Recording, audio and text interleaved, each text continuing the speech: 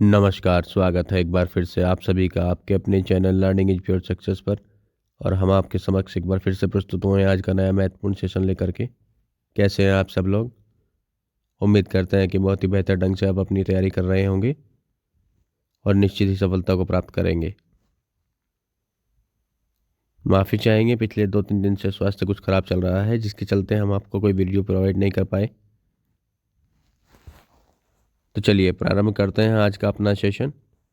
आप सभी से निवेदन है कि आप सभी लोग ज़्यादा से ज़्यादा संख्या में क्लास से जुड़ जाइए, क्लास को लाइक कीजिए, शेयर कीजिए और चैनल को सब्सक्राइब कीजिए। तो चलिए प्रारंभ करते हैं आज का अपना महत्वपूर्ण सेशन। और आज हम चर्चा करने वाले हैं समावेशी शिक्षा, इंक्लूसिव एजुकेशन पर आज हम चर्चा करने वाले हैं।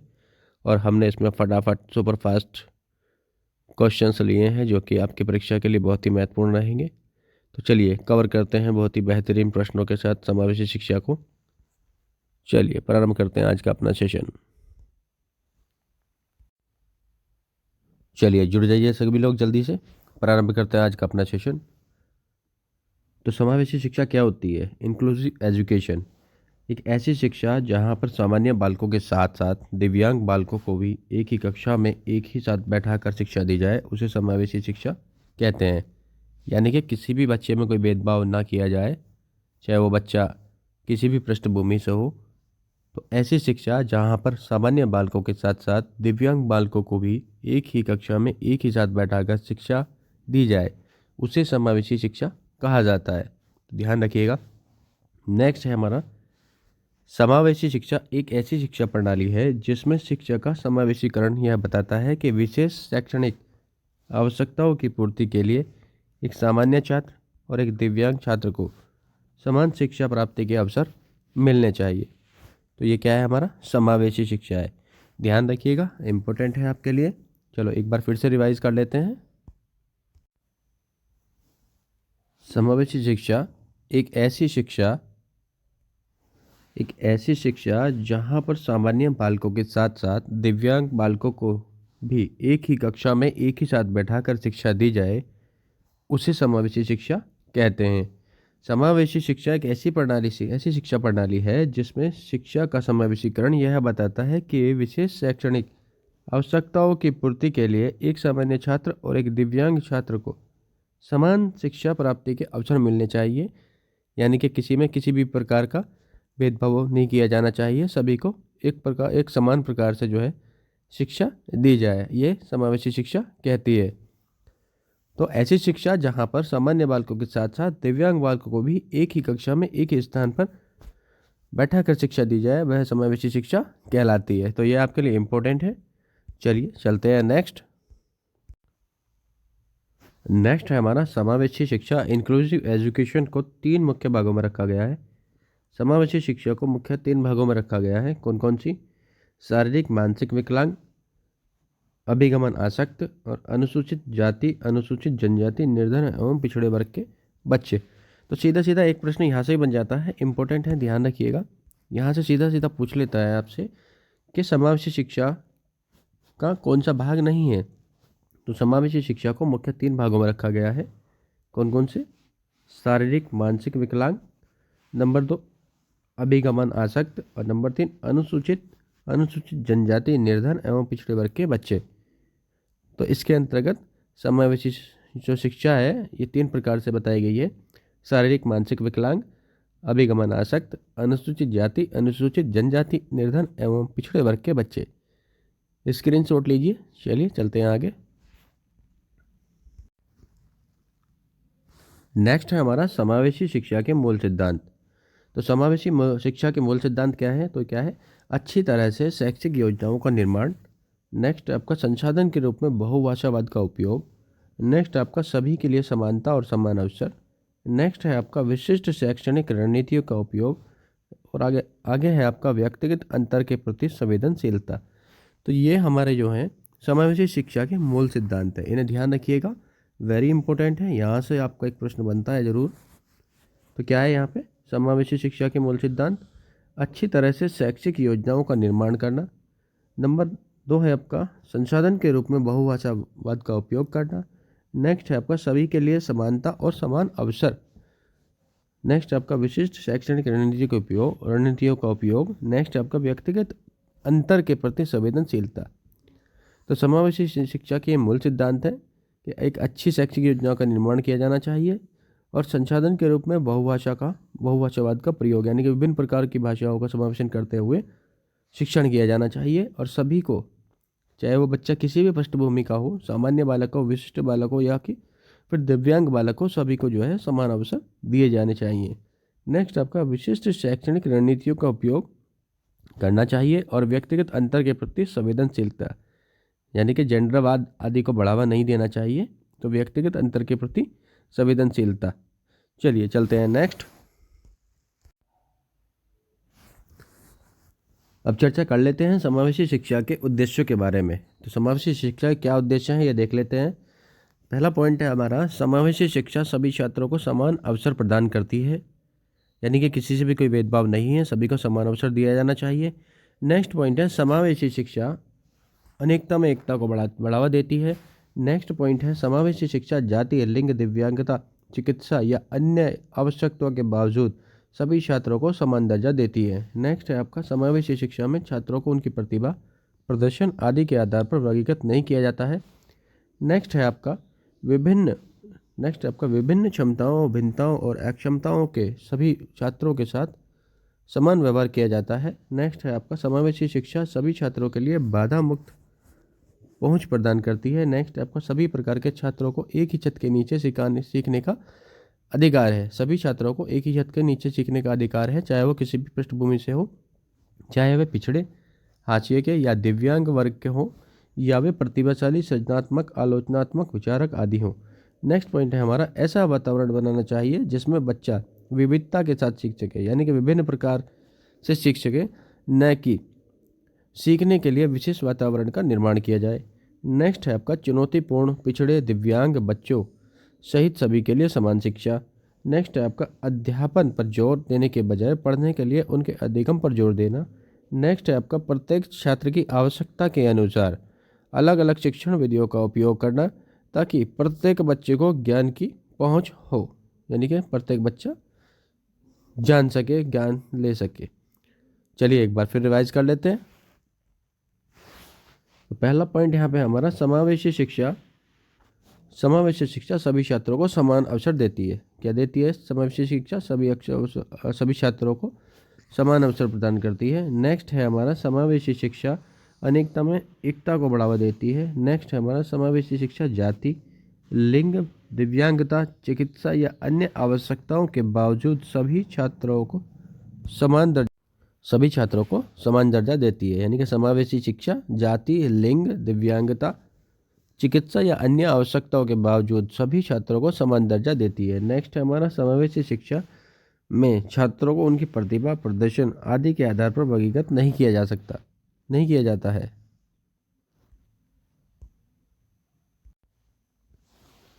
तो समावेशी शिक्षा सभी छात्रों को क्या है, समान अवसर प्रदान करती है। नेक्स्ट है हमारा, समावेशी शिक्षा अनेकता में एकता को बढ़ावा देती है। नेक्स्ट है हमारा, समावेशी शिक्षा जाति, लिंग, दिव्यांगता, चिकित्सा या अन्य आवश्यकताओं के बावजूद भी सभी छात्रों को समान दर्जा देती है, यानी कि यहाँ पे किसी से भी कोई भेदभाव किसी भी प्रकार का नहीं किया जाता। तो समावेशी शिक्षा जाति, लिंग, दिव्यांगता, चिकित्सा या अन्य आवश्यकताओं के बावजूद सभी छात्रों को समान दर्जा देती है। नेक्स्ट है आपका, समावेशी शिक्षा में छात्रों को उनकी प्रतिभा, प्रदर्शन आदि के आधार पर वर्गीकृत नहीं किया जाता, यानी कि बच्चों को जो है उनकी प्रतिभा, प्रदर्शन आदि के आधार पर वर्गीकृत नहीं किया जाता, बल्कि सभी को समान माना जाता है। नेक्स्ट आपका, विभिन्न क्षमताओं, भिन्नताओं और अक्षमताओं के सभी छात्रों के साथ समान व्यवहार किया जाता है, यानी कि बच्चे में कोई भी क्षमता हो या किसी भी तरह की विषमता या भिन्नता हो, सभी को जो है सभी के साथ समान व्यवहार किया जाता है। नेक्स्ट है आपका, समावेशी शिक्षा सभी छात्रों के लिए बाधा मुक्त पहुंच प्रदान करती है, यानी कि समावेशी शिक्षा सभी छात्रों के लिए क्या करती है, बाधा मुक्त पहुंच प्रदान करती है। नेक्स्ट है आपका, सभी प्रकार के छात्रों को एक ही छत के नीचे, देखिए सभी प्रकार के छात्रों को एक ही छत के नीचे, चाहे वह किसी भी दिव्यांग हो या सामान्य हो या विशिष्ट हो या प्रतिभाशाली हो, कोई भी सभी को एक ही छत के नीचे सीखने का अधिकार है, चाहे वे बच्चे पिछड़े, हाशिए के हों या दिव्यांग वर्ग के हों, या वे प्रतिभाशाली हों, सृजनात्मक हों, आलोचनात्मक विचारक आदि हों, यानी किसी भी प्रकार के बच्चे हों, पिछड़े हों, दिव्यांग हों, प्रतिभाशाली हों, सृजनात्मक हों या आलोचनात्मक विचारक हों, सभी को एक ही छत के नीचे समान रूप से शिक्षा दी जाती है। नेक्स्ट, ऐसा वातावरण बनाना चाहिए जिसमें बच्चा विविधता के साथ सीख सके, न कि सीखने के लिए विशेष वातावरण का निर्माण किया जाए। मतलब एक ऐसे वातावरण का निर्माण करना चाहिए समावेशी शिक्षा के अंतर्गत जिससे प्रत्येक बच्चा जो है विविधता के साथ सीख सके। नेक्स्ट है आपका चुनौतीपूर्ण पिछड़े दिव्यांग बच्चों सहित सभी के लिए समान शिक्षा, यानी कि चुनौतीपूर्ण जो पिछड़े बच्चे हैं या दिव्यांग बच्चे हैं सभी के लिए समान शिक्षा इसमें दी जाती है। नेक्स्ट, अध्यापन पर जोर देने के बजाय पढ़ने के लिए उनके अधिगम पर जोर देना, यानी कि यहाँ ये शिक्षा बोलती है कि यहाँ पे अध्यापन पर जोर ना दे करके बच्चे के अधिगम पर जोर दिया जाए। नेक्स्ट है आपका प्रत्येक छात्र की आवश्यकता के अनुसार अलग अलग शिक्षण विधियों का उपयोग करना, ताकि प्रत्येक बच्चे को ज्ञान की पहुँच हो सके। तो ये आपके लिए वेरी इंपॉर्टेंट है, यहाँ से पॉइंट आपसे परीक्षा में पूछे जाते हैं। स्क्रीनशॉट लेना चाहें स्क्रीनशॉट ले सकते हैं। चलिए चलते हैं नेक्स्ट प्रश्न है। यहाँ पर समावेशी शिक्षा से तात्पर्य है। देखिए प्रश्न है समावेशी शिक्षा से तात्पर्य है। ऑप्शन नंबर 1 है आपका नियमित विद्यालय में सभी प्रकार के बालकों का बिना किसी भेदभाव के स्वागत करना। नेक्स्ट है शिक्षण का एक विशेष तरीका जिसमें सभी बालक सीख सकें। नेक्स्ट है कड़ी दाखिला प्रक्रिया को बढ़ावा देना। नेक्स्ट है शिक्षण के लिए विशेष विद्यालयों का प्रयोग करना। तो जल्दी से आपका सही जवाब बताइए, यहाँ पे आपका सही जवाब क्या होगा। समावेशी शिक्षा का तात्पर्य पूछा गया है आपसे, और अभी हमने आपको समावेशी शिक्षा के बारे में विस्तार से बताया है। तो बताइए यहाँ पे आपका सही जवाब क्या होगा। बिल्कुल ध्यान से समझिएगा प्रश्न को और ध्यान से समझ के उत्तर दीजिएगा। ज़्यादा कठिन नहीं आता, बहुत ही आसान होता है। तो यहाँ पे देखिए कड़ी दाखिला प्रक्रिया, ऐसा तो कहीं पढ़ाया नहीं गया है ही नहीं, कहीं पे कड़ी दाखिला प्रक्रिया नहीं होना चाहिए। शिक्षण के लिए विशेष विद्यालयों का प्रयोग नहीं करना चाहिए, क्योंकि समावेशी शिक्षा क्या कहती है कि सभी बालकों को एक ही छत के नीचे समान रूप से शिक्षा की जाए, चाहे वह किसी भी पृष्ठभूमि का हो। नेक्स्ट आपका शिक्षण का एक विशेष तरीका जिससे सभी बालक सीख सकें, यह भी नहीं है। तो आपका राइट आंसर क्या होगा, ऑप्शन नंबर 1 नियमित विद्यालयों में सभी प्रकार के बालकों को बिना किसी भेदभाव के स्वागत करना। तो ये यहाँ पे हमारा राइट आंसर होगा। चलिए चलते हैं नेक्स्ट प्रश्न पर। अगला प्रश्न है हमारा एक समावेशी कक्षा के लिए शिक्षकों को किस प्रकार की तैयारी की आवश्यकता नहीं होती है, यानी कि एक समावेशी कक्षा के लिए शिक्षकों को किस प्रकार की तैयारी करने की आवश्यकता नहीं होती है। तो ऑप्शन 1 है व्यावहारिक व सामाजिक संक्रियाओं की संपूर्ण भागीदारी। नंबर 2 है आपका समस्यागत क्षेत्रों के बालकों से शीघ्र व सतत संपर्क। नंबर 3 है आपका निदानात्मक व उपचारात्मक प्रक्रिया का अधिकतर प्रयोग। नेक्स्ट है आपका निम्न धैर्य स्तर। तो जल्दी से बताइए आपका राइट आंसर क्या होगा। एक समावेशी कक्षा के लिए शिक्षकों को किस प्रकार की तैयारी की आवश्यकता नहीं होती है। जी बिल्कुल, आपका राइट आंसर होगा ऑप्शन नंबर 4 निम्न धैर्य स्तर। तो व्यावहारिक व सामाजिक संक्रियाओं की संपूर्ण भागीदारी बिल्कुल सही है। समस्यागत क्षेत्रों के बालकों से शीघ्र व सतत संपर्क बिल्कुल सही है। और निदानात्मक व उपचारात्मक प्रक्रियाओं का अधिकतर प्रयोग बिल्कुल सही है। तो ये निम्न धैर्य स्तर ये आपका राइट आंसर होगा। चलिए चलते हैं आगे। अब आप देख लीजिए शिक्षकों की आवश्यक तैयारी निम्नानुसार है, यानी कि निम्न अनुसार है। शिक्षकों की आवश्यक तैयारी निम्नानुसार है, यानी कि अभी आपसे प्रश्न पूछा गया है, जो अभी आपसे प्रश्न पूछा गया था, ये सारे तथ्य उसी से संबंधित हैं और यहाँ से आपका एक प्रश्न बनता है। तो ये इम्पोर्टेंट है। क्या है यहाँ पे आपका व्यवहारिक व सामाजिक संक्रियाओं की संपूर्ण भागीदारी, ये पहला ऑप्शन आपको दिया गया था। शिक्षकों को बच्चों में व्यवहार परिवर्तनों को बढ़ावा देना चाहिए और सामाजिक परिवर्तन लाना चाहिए, यह इसका मतलब है, यानी कि व्यवहारिक व सामाजिक संक्रियाओं की संपूर्ण भागीदारी। तो शिक्षकों को क्या करना चाहिए, शिक्षकों को बच्चों में व्यवहार परिवर्तन को बढ़ावा देना चाहिए और सामाजिक परिवर्तन लाना चाहिए। नेक्स्ट आपका देखो ये दिया गया था समस्यागत क्षेत्रों के बालकों से शीघ्र व सतत संपर्क दिया गया था ना, सेकंड ऑप्शन समस्यागत क्षेत्रों के बालकों से शीघ्र व सतत संपर्क, यानी कि कक्षा में उन्हें सहज बनाने के लिए समस्यागत बच्चों से संपर्क करना आवश्यक है। देखिए नेक्स्ट आपको ये दिया गया था निदानात्मक व उपचारात्मक प्रक्रियाओं का अधिकतर प्रयोग। तो आपका क्या है, उन छात्रों की पहचान करना महत्वपूर्ण है जो कठिनाइयों को सीख रहे हैं और कठिनाइयों को दूर करने में मदद करने के लिए उपचारात्मक शिक्षण प्रदान करते हैं। इससे छात्रों को सामान्य स्तर की उपलब्धि हासिल करने में मदद मिलती है। तो नेक्स्ट हमारा क्या था, धैर्य स्तर। देखिए, और वहाँ पे क्या दिया था आपको, निम्न धैर्य स्तर। क्या दिया था, निम्न धैर्य। तो निम्न धैर्य नहीं करना है, धैर्य करना है। तो क्या है आपका, धैर्य स्तर। तो इसमें क्या है आपका, धैर्य स्तर। सभी वंचित बच्चों के साथ समान व्यवहार करने के लिए शिक्षकों के पास एक उच्च धैर्य स्तर होना चाहिए। कक्षाओं की गतिविधियों में सभी शिक्षार्थियों को समायोजित करने के लिए शिक्षकों को कक्षा में धैर्य रखना चाहिए। तो सबसे महत्वपूर्ण है धैर्य। तो यहाँ पे हमने क्या पढ़ा, ये शिक्षकों की आवश्यक तैयारी हेतु कुछ समाधान है। तो व्यावहारिक सामाजिक संक्रिया की संपूर्ण भागीदारी होनी चाहिए। समस्याग्रस्त क्षेत्रों के बालकों को शीघ्र व सतत कम करना चाहिए। निदानात्मक व उपचारात्मक प्रक्रियाओं का अधिकतर प्रयोग करना चाहिए। और धैर्य स्तर, यानी कि धैर्य तो हमेशा बनाए रखना चाहिए।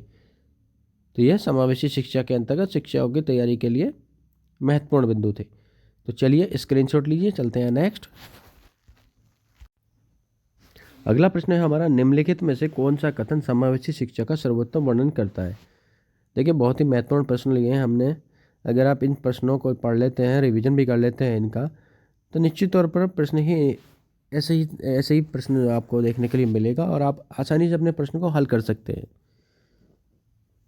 और आपसे निवेदन है कि आप क्लास को शेयर जरूर करिएगा ताकि और भी छात्रों का भला हो सके। तो चलिए, प्रश्न है हमारा, निम्नलिखित में से कौन सा कथन समावेशी शिक्षा का सर्वोत्तम वर्णन करता है। तो ऑप्शन है, एकीकृत शिक्षा के साथ प्रत्येक छात्र को शिक्षा। नेक्स्ट है आपका, स्कूल में जाति, पंथ और विकलांगता के बावजूद प्रत्येक छात्र को शिक्षा। नेक्स्ट है आपका, प्रत्येक छात्र को उनकी अक्षमता, जाति और पंथ के बावजूद पाठ्यचर्या के साथ साथ पाठ्येतर गतिविधियों में समान अवसर प्रदान करना। नेक्स्ट है आपका, समावेशी शिक्षा स्कूल के परामर्शदाताओं और शिक्षकों द्वारा दी जा सकती है। तो जल्दी से बताइए कि आपका राइट आंसर क्या होगा। यहाँ पे समावेशी शिक्षा का सर्वोत्तम वर्णन पूछा है, देखिएगा। तो एकीकृत शिक्षा के साथ प्रत्येक छात्र को शिक्षा, तो ये तो दी जानी चाहिए। पर सर्वोत्तम पूछा हुआ है, स्कूल में जाति, पंथ और विकलांगता के बावजूद प्रत्येक छात्र को शिक्षा। नेक्स्ट है आपका, प्रत्येक छात्र को उनकी अक्षमता और जाति और पंथ के बावजूद पाठ्यचर्या के साथ साथ पाठ्येतर गतिविधियों में समान अवसर। यानी कि देखिए, ये वाला आपका बिल्कुल सटीक और राइट आंसर होगा, option number 3। Option number 3 is the right answer. प्रत्येक छात्र को उनकी अक्षमता, जाति और पंथ के बावजूद पाठ्यचर्या के साथ साथ पाठ्येतर गतिविधियों में समान अवसर प्रदान करना। तो ये आपका राइट आंसर होगा। चलिए चलते हैं नेक्स्ट। अगला प्रश्न है हमारा, एक समावेशी कक्षा में डैश पर जोर दिया जाना चाहिए। एक समावेशी कक्षा में डैश पर जोर दिया जाना चाहिए। ऑप्शन 1, अभिवादी समरूपी निर्देशों। नंबर 2, सामाजिक पहचान के आधार पर छात्रों के अलगाव। नंबर 3 है आपका, हर बच्चे के सामर्थ्य को अधिकतर करने के लिए अवसर प्रदान करने। और नंबर 4 है, प्रदर्शन अभिमुखी लक्ष्य। तो जल्दी से बताइए आपका राइट आंसर क्या होगा। एक समावेशी कक्षा में डैश पर जोर दिया जाना चाहिए। तो सबसे उचित विकल्प आपको प्रश्न का देखना है। तो देखिए, यहाँ समान अवसर, ये देखिए, तो हर बच्चे के सामर्थ्य को अधिकतम करने के लिए समान अवसर प्रदान करने। तो ये ऑप्शन नंबर 3 आपका राइट आंसर हो जाएगा। चलिए चलते हैं नेक्स्ट। अगला प्रश्न है हमारा, निम्नलिखित में से कौन सा अभ्यास श्रवण विद्यार्थियों के सफल समावेशन में बाधा उत्पन्न करेगा। निम्नलिखित में से कौन सा अभ्यास श्रवण विद्यार्थियों के सफल समावेशन में बाधा उत्पन्न कर देगा। ऑप्शन नंबर 1 है, विद्यार्थियों को अपने आप से बात करके सोचने देना। ऑप्शन नंबर 2 है, विद्यार्थियों को मौखिक परीक्षणों के बजाय लिखित परीक्षण देना। ऑप्शन नंबर 3 है, बाद में उपयोग करने के लिए टेप और दत्त कार्यों के निर्देश रखना।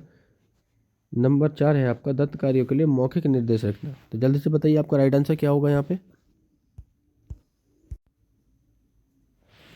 जी बिल्कुल option number 2 is the right answer. विद्यार्थियों को मौखिक परीक्षणों के बजाय लिखित परीक्षण देना। जी हाँ, निम्नलिखित में से कौन सा अभ्यास श्रवण विद्यार्थियों के सफल समावेशन में बाधा उत्पन्न करेगा। तो विद्यार्थियों को मौखिक परीक्षणों के बजाय लिखित परीक्षण देना। Option number 2 is the right answer. चलिए चलते हैं नेक्स्ट प्रश्न पर। बच्चों के लिए कॉमिक बुक से भरा कमरा। खिलौने इसका उदाहरण है। बच्चों के लिए कॉमिक बुक से भरा कमरा खिलौने इसका एक उदाहरण है। इसका एक उदाहरण है। प्रभावी वातावरण का, गैर प्रभावी वातावरण का, ए और बी दोनों, इनमें से कोई नहीं। तो जल्दी से बताइए राइट आंसर क्या होगा आपका। बच्चों के लिए कॉमिक बुक से भरा कमरा खिलौने इसका एक उदाहरण है। तो एक किसका उदाहरण है? प्रभावी वातावरण का। किसका है ये? प्रभावी वातावरण का एक उदाहरण है। प्रभावी वातावरण का एक उदाहरण है। चलिए option number 1 is the right answer. चलिए चलते हैं नेक्स्ट।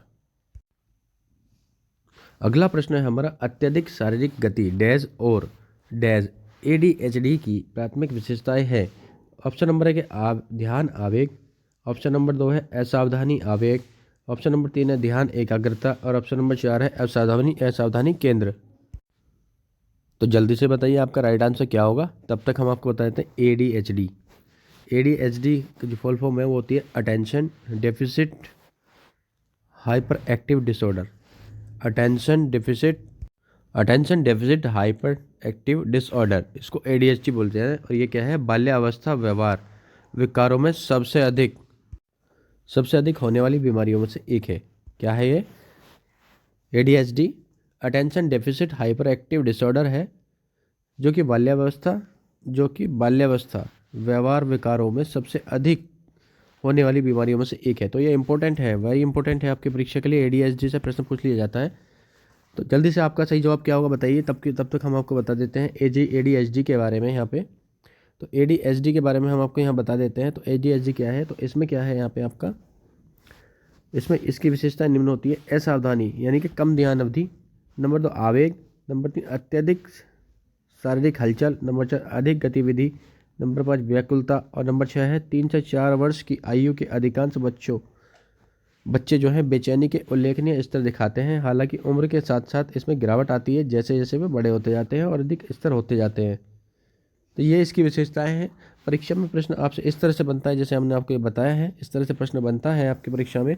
तो यहाँ पे आप देखिए ध्यान आवेग, देखिए यहाँ पे ध्यान नहीं है तो ये आपका नहीं होगा। ध्यान एकाग्रता, ये भी यहाँ पे नहीं है तो ये भी नहीं होगा। असावधानी केंद्र यहाँ पे कहीं नहीं है, असावधानी है तो ये भी नहीं होगा। यहाँ पे असावधानी है और आवेग है, तो देखिए आवेग भी है और असावधानी भी है, आवेग भी है और असावधानी भी है। ये देखिए यहाँ पर आवेग भी है और असावधानी है। तो यहाँ पे आपका राइट आंसर होगा ऑप्शन नंबर 2, असावधानी और आवेग।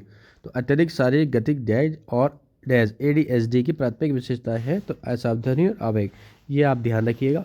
यहाँ से ही आपके परीक्षा में प्रश्न बनता है, इससे बाहर नहीं जाएगा प्रश्न। अगर ADHD से पूछा जाएगा तो ADHD की फुल फॉर्म हमने आपको बता दी है। Attention deficit hyper active disorder है, जो कि व्यवहार विकारों में से सबसे अधिक होने वाली बीमारियों से एक है और इसकी ये विशेषताएं हैं। यहीं से आपसे प्रश्न बनता है। तो चलिए चलते हैं आगे। स्क्रीनशॉट लेना चाहें स्क्रीनशॉट ले सकते हैं। अगला प्रश्न है हमारा, समावेशी शिक्षा विद्यालय की उस शिक्षा प्रणाली को कहते हैं जो, समावेशी शिक्षा विद्यालय की उस शिक्षा प्रणाली को कहते हैं जो, ऑप्शन नंबर 1 है विशेष विद्यालयों के माध्यम से विशेष आवश्यकता वाले बच्चों की शिक्षा को प्रोत्साहित करती है, केवल बालिका शिक्षा को बढ़ावा देने की आवश्यकता पर जोर देती है। नेक्स्ट है आपका, बच्चों को उनकी शारीरिक, बौद्धिक, सामाजिक, भाषाई या अन्य विभिन्न विकलांगताओं के बावजूद शामिल करती है। नेक्स्ट हमारा, केवल प्रतिभाशाली बच्चों को शामिल करती है। तो जल्दी से बताइए आपका राइट आंसर क्या होगा। जल्दी बताइए राइट आंसर क्या होगा।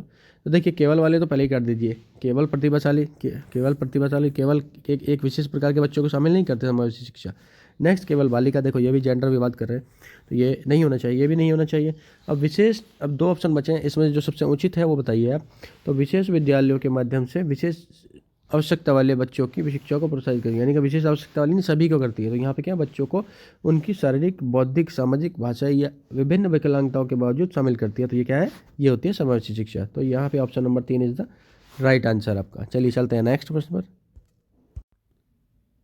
अगला प्रश्न है हमारा, समावेशी शिक्षा के लिए निम्न में से कौन सहायक है। समावेशी शिक्षा के लिए निम्न में से कौन सहायक है।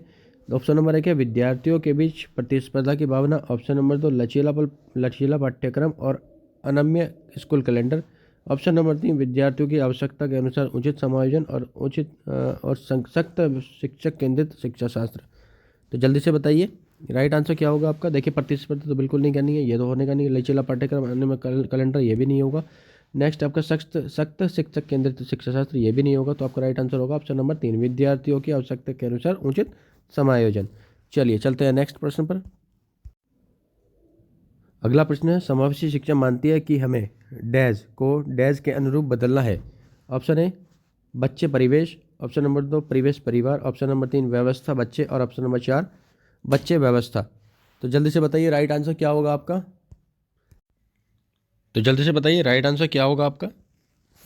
तो समावेशी शिक्षा मानती है कि हमें डैश को डैश के अनुरूप बदलना चाहिए। तो क्या करना चाहिए, जल्दी से बताइए, राइट आंसर बताइए आप अपना। चलिए हम बता देते हैं। तो यहाँ पे आपको समावेशी शिक्षा मानती है कि हमें व्यवस्था, क्या आएगा यहाँ पे, व्यवस्था, यहाँ पे व्यवस्था है आपका, और व्यवस्था और बच्चे, यहाँ आएगा बच्चे। तो option number 3 is the right answer. व्यवस्था, हमें व्यवस्था को बच्चे के अनुरूप बदलना है। तो समावेशी शिक्षा ये मानती है कि हमें व्यवस्था को बच्चे के अनुरूप बदलना है। तो ये आपका राइट होगा। चलिए चलते हैं नेक्स्ट।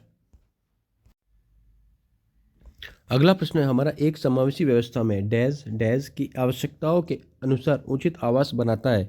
ऑप्शन नंबर 1 अभिभावक स्कूल, ऑप्शन नंबर 2 स्कूल छात्र, ऑप्शन नंबर 3 छात्र स्कूल और ऑप्शन नंबर डी है आपका छात्र शिक्षक। तो जल्दी से बताइए राइट आंसर क्या होगा आपका। राइट आंसर क्या होगा यहाँ पे आपका, एक समावेशी व्यवस्था में डैश डैश की आवश्यकताओं के अनुसार उचित आवास बनाना चाहिए। तो जल्दी से बताइए आपका राइट आंसर क्या होगा यहाँ पे।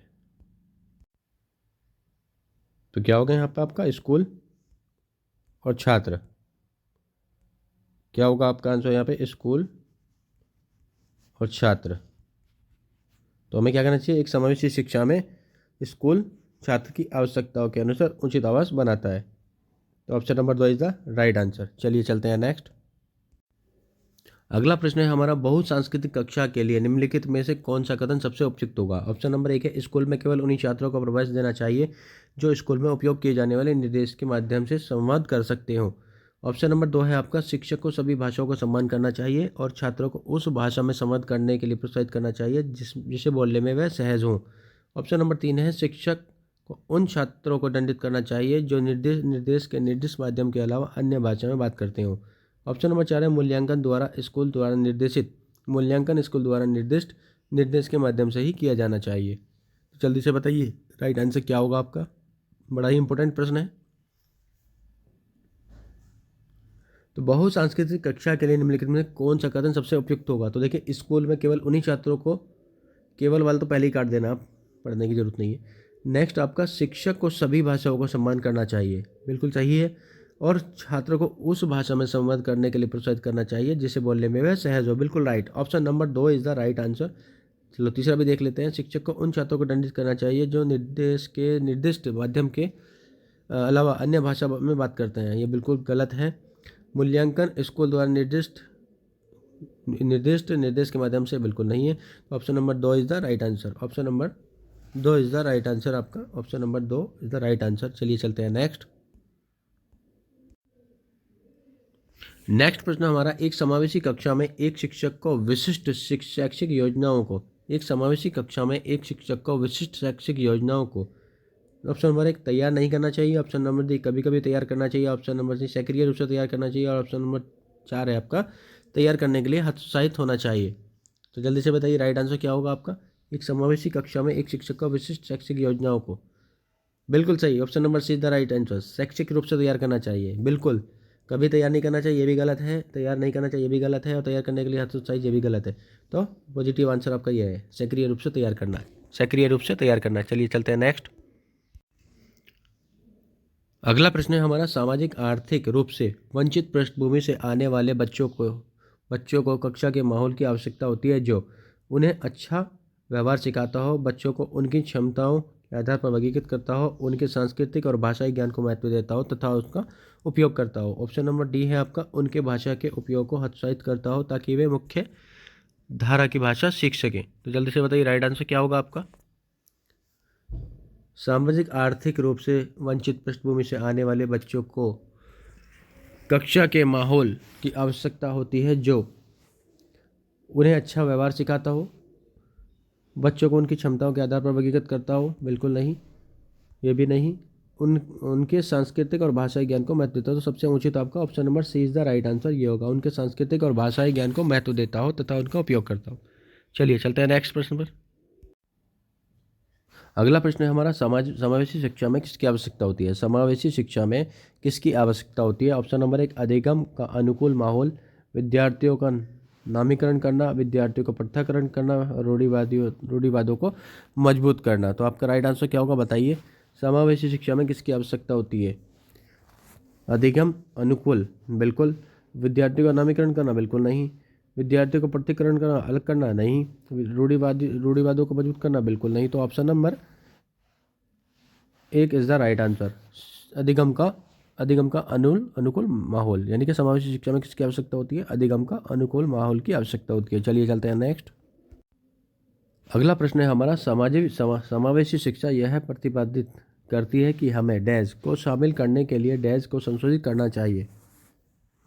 समावेशी शिक्षा यह प्रतिपादित करती है कि हमें डैश को शामिल करने के लिए डैश को संशोधित करना चाहिए। ऑप्शन नंबर 1, अधिगम और तंत्र प्रणाली को, समाज विद्यालय पाठ्यचर्या को, तंत्र प्रणाली अधिगमकर्ता को, और विद्यालय पाठ्यचर्या और प्रतिस्पर्धा को। तो जल्दी से बताइए आपका राइट आंसर क्या होगा यहाँ पे? समावेशी शिक्षा यह प्रतिपादित करती है कि हमें डैश को शामिल करने के लिए डैश को संशोधित करना चाहिए। ऑप्शन नंबर 1, अधिगम कर्ता और तंत्र प्रणाली। तो आपका राइट आंसर यही होगा, अधिगम कर्ता और तंत्र प्रणाली। अधिगम कर्ता और आपका तंत्र प्रणाली। तो ए इज द राइट आंसर। चलिए चलते हैं नेक्स्ट। अगला प्रश्न है हमारा, समावेशी शिक्षा मानती है कि हमें डैश को बदलना चाहिए डैश को योग्य बनाने के लिए। ऑप्शन 1, प्रणाली, बच्चे। ऑप्शन नंबर 2, वातावरण परिवार। ऑप्शन नंबर 3, बच्चे वातावरण। ऑप्शन नंबर 4, बच्चे प्रणाली। देखिए इसी प्रकार का प्रश्न आपसे अभी पहले पूछा गया था, यानी कि प्रश्न वही रहता है, बस थोड़ी सी लैंग्वेज चेंज कर दी जाती है। तो यहाँ देखिए आपका राइट आंसर क्या होगा, आप सभी जो देख पा रहे होंगे कि आपका राइट आंसर होगा प्रणाली और बच्चे। पहले जो प्रश्न पूछा गया था उसके अंतर्गत दिया गया था व्यवस्था और बच्चे दिया गया था। देखिए ऑप्शन में आपको व्यवस्था और बच्चे दिया गया था, और यहाँ पे आपको क्या दिया है? प्रणाली और बच्चे दिया गया है। प्रणाली और बच्चे दिया गया है। प्रणाली और बच्चे दिया गया है। क्या दिया गया है? प्रणाली और बच्चे दिया गया है यहाँ पे आपको। तो देखिए प्रश्न वही रहता है, बस घुमा फिरा के लैंग्वेज चेंज कर दी जाती है, बाकी वही रहता है। तो समावेशी शिक्षा यह मानती है कि हमें डैश को बदलना चाहिए डैश को योग्य बनाने के लिए। तो प्रणाली और बच्चे, यानी कि प्रणाली को बदलना चाहिए बच्चों को योग्य बनाने के लिए। तो option number 1 is the right answer, ध्यान रखिएगा इसका। चलिए चलते हैं नेक्स्ट प्रश्न पर। अगला प्रश्न है हमारा, एक समावेशी कक्षा में ऑप्शन नंबर 1, विशेष आवश्यकता वाले बच्चों की अपेक्षा की जाती है कि सभी के लिए उपयोग होने वाले साधारण पाठ्यक्रम को वे अपने अनुकूल बनाएं। नेक्स्ट है आपका, विशेष आवश्यकता वाले छात्रों को मुख्य धारा शिक्षा के बाहर उनके लिए विशेष रूप से तैयार की गई सामग्री द्वारा पढ़ाया जाता है। नेक्स्ट आपका, विशेष आवश्यकता वाले छात्रों की शिक्षा का प्रयोजन एक विशेष शिक्षक के साथ अलग कक्ष में किया जाता है। नेक्स्ट है आपका, विशेष आवश्यकता वाले छात्र को मुख्य प्रवाह शिक्षा धारा में पढ़ाया जाता है, और प्रत्येक छात्र की पूर्ण भागीदारी के लिए सभी अवरोधों को हटाने की वचनबद्धता होती है। तो जल्दी से बताइए राइट आंसर क्या होगा आपका?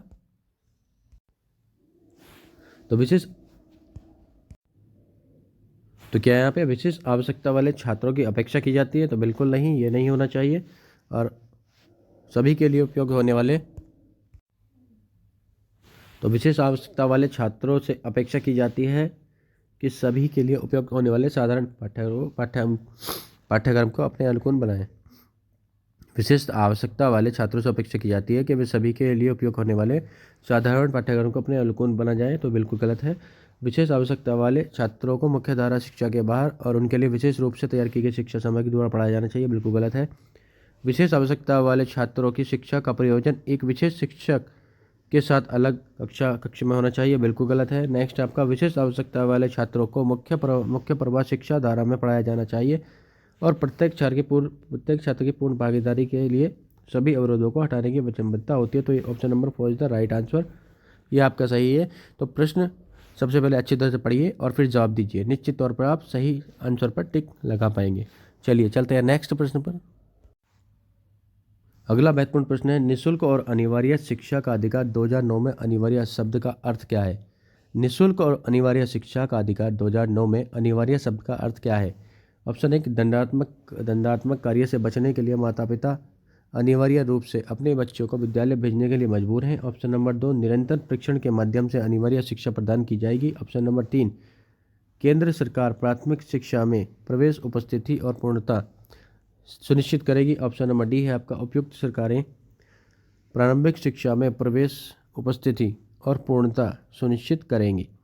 जल्दी से बताइए राइट आंसर क्या होगा आपका। निःशुल्क और अनिवार्य शिक्षा का अधिकार 2009 में अनिवार्य शब्द का अर्थ क्या है? तो option number 4 is the right answer. उपयुक्त सरकारें प्रारंभिक शिक्षा में प्रवेश, उपस्थिति और पूर्णता सुनिश्चित करेंगी। तो ये आपका राइट आंसर है। चलिए चलते हैं नेक्स्ट प्रश्न पर। अगला प्रश्न है हमारा, शिक्षा के अधिकार अधिनियम 2009 में दी गई समावेशी शिक्षा की अवधारणा किस पर आधारित है? ऑप्शन 1 व्यवहारवादी सिद्धांत पर। ऑप्शन नंबर 2 है दिव्यांगजन के प्रति सहानुभूति रवैये पर। ऑप्शन नंबर 3 है एक अधिकार आधारित मानवता परिप्रेक्ष्य पर। और ऑप्शन नंबर डी है आपका, दिव्यांगजन को मुख्य रूप से व्यावसायिक शिक्षा प्रदान करके उन्हें मुख्य धारा में लाना। तो जल्दी बताइए राइट आंसर क्या होगा आपका। प्रश्न है हमारा, शिक्षा के अधिकार अधिनियम 2009 में दी गई समावेशी शिक्षा की अवधारणा किस पर आधारित है? बिल्कुल, option number 3 is the right answer. एक अधिकार आधारित मानवतावादी परिप्रेक्ष्य पर। जी, एक अधिकार आधारित मानवतावादी परिप्रेक्ष्य पर यह आधारित है। इंपॉर्टेंट है, ध्यान रखिएगा। चलिए चलते हैं नेक्स्ट प्रश्न पर। अगला महत्वपूर्ण प्रश्न है हमारा, शिक्षा का अधिकार अधिनियम 2009 शिक्षक के लिए प्रति सप्ताह काम के घंटों की न्यूनतम संख्या कितनी निर्दिष्ट करता है? ऑप्शन नंबर 40 घंटा, 45 घंटा, 50 घंटा या 55 घंटा। तो जल्दी से बताइए, बहुत ही इंपॉर्टेंट है, अक्सर परीक्षा में पूछा जाता है। जल्दी बताइए, शिक्षा का अधिकार अधिनियम 2009 शिक्षक के लिए प्रति सप्ताह काम के घंटों की न्यूनतम संख्या कितनी निर्दिष्ट करता है? तो option number 20 the right answer, 45 घंटा। कितना? 45 घंटा। चलिए चलते हैं नेक्स्ट प्रश्न पर।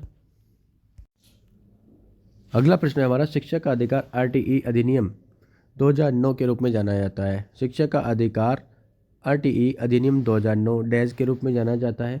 ऑप्शन नंबर 1 है बच्चों को अनिवार्य शिक्षा का अधिकार अधिनियम 2009। ऑप्शन नंबर 2 है आपका निःशुल्क और अनिवार्य शिक्षा का अधिकार अधिनियम 2009। ऑप्शन नंबर 3 है आपका बच्चों को निःशुल्क और अनिवार्य शिक्षा अधिकार 2009। और इनमें से कोई नहीं। जल्दी से बताइए राइट आंसर क्या होगा। बहुत ही इंपॉर्टेंट प्रश्न है आपके लिए, बहुत ही इंपॉर्टेंट प्रश्न है आपके लिए। शिक्षा का अधिकार आरटीई 2000 अधिनियम 2009 के रूप में जाना जाता है। बिल्कुल, option number 3 is the right answer. बच्चों को निःशुल्क और अनिवार्य शिक्षा का अधिकार अधिनियम 2009। चलिए चलते हैं नेक्स्ट।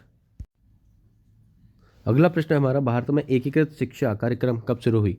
भारत में एकीकृत शिक्षा कार्यक्रम कब शुरू हुआ या कब शुरू हुई? एकीकृत शिक्षा कब शुरू हुई?